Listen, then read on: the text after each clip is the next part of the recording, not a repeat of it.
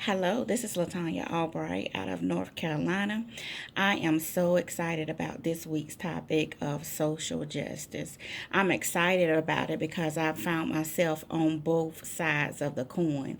I found myself growing up as being the one that needed help, being the one that was being oppressed, being the one that was uninformed about rights concerning housing, education, seeing things in my community about surrounded around the criminal justice system and the rights of others. So I've been on that side of the coin. I've also been on the other side where working in the criminal justice system, I've been able to advocate for others. So I understand this social justice, and I believe that because I've been able to on live on and be a part of both sides of the coin, that's how I know that this counseling profession is for me. It's always been a passion of mine, but I really know that it's for me.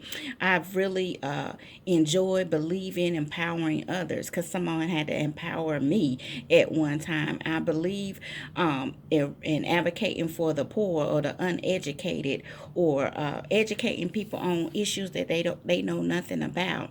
And the Bible speaks about it. The Bible in Proverbs 31:8 and 9 says that we are to speak up for those who cannot speak for themselves, for the rights of all who are destitute. Speak up and judge fairly. Defend the rights of the poor and needy. And I believe that God wants us to do that. It also states in the Bible somewhere, I'm not sure, that there will always be the poor. The poor will be always be among us. So there will always be people that need advocating for, that we need to speak up for. That are being treated unfairly. We can see today how in today's society how things are happening around us. Gentrification in our communities, low performing schools because of lack of resources, Black Lives Matter, African Americans being wrongly accused. They have a big thing on Netflix now talking about the Central Park Five has been a big issue in the last few weeks.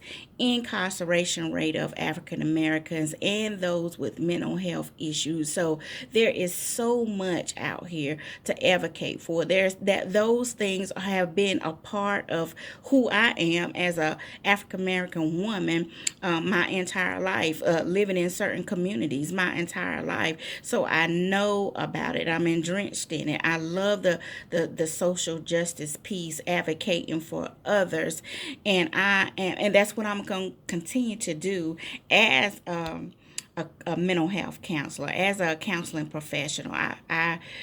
I am going to continue to stay educated so that I can educate others, those that are less informed, those that need help, those have been wrongly accused. I'm going to continue to educate myself so I can educate others on fair housing. It's just so many issues.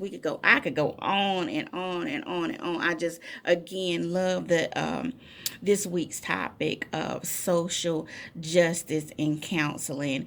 And one thing that I want to mention, that in the article she talked about being able to engage, avoid, or deflect. I have had opportunities where I was able to engage and advocate for others in this criminal justice system. Give not treat people unfairly because of the mistakes they have made. And I also believe that we have to be strategic about when to engage, when to avoid, when to deflect, because these systems have been put in place. They have been in place for so many years that we have to be strategic when speaking up, strategic when speaking out, because we don't want to be ostracized. It's easy to be ostracized trying to advocate for others. So it's just so many components to the social justice piece in counseling, but I intend to continue doing my part. Thanks, you guys. Have a great week.